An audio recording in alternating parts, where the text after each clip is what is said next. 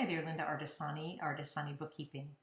So I wanted to do a little video here on how to undo a transaction in the bank feed that is linked to your transaction in QuickBooks.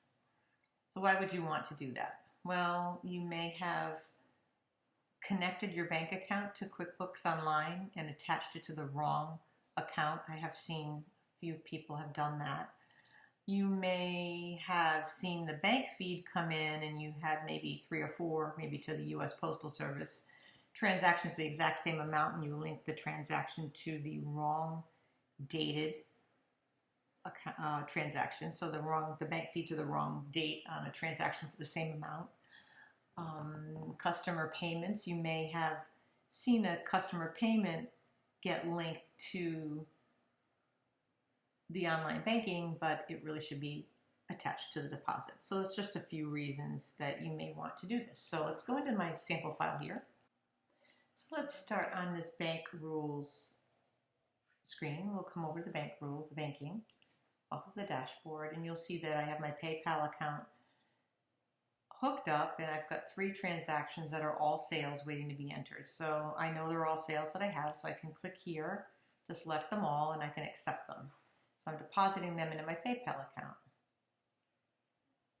I can come over here, and here they are. Here's this one that I just entered, and this one. So they're here.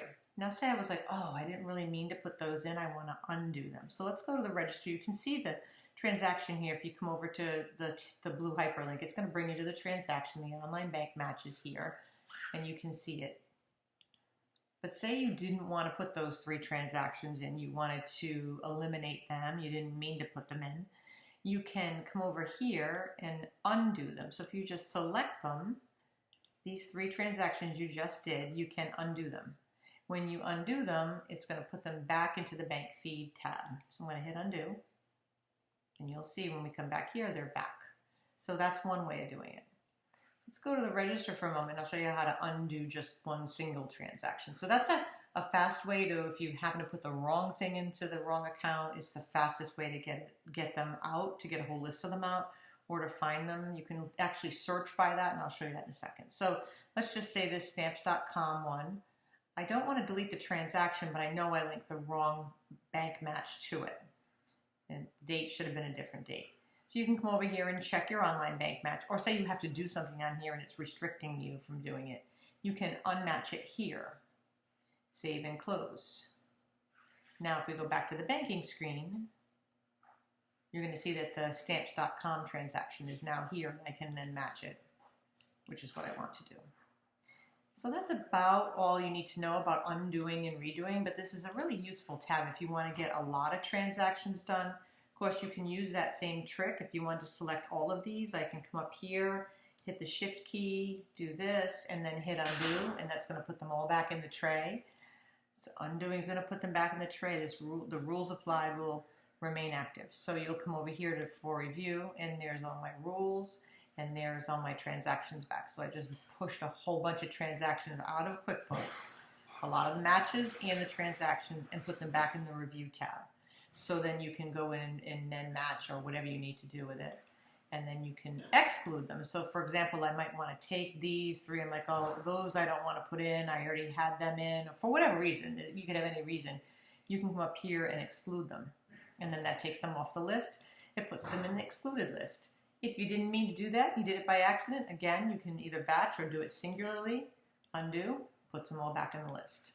So that's just a way of cleaning up your list. Of course, when you match a transaction, like when I matched this stamps.com, this 250, if I go to the register on 6/15, you'll see that that 250 is in there. It just doesn't have a match to it. Here's a transaction.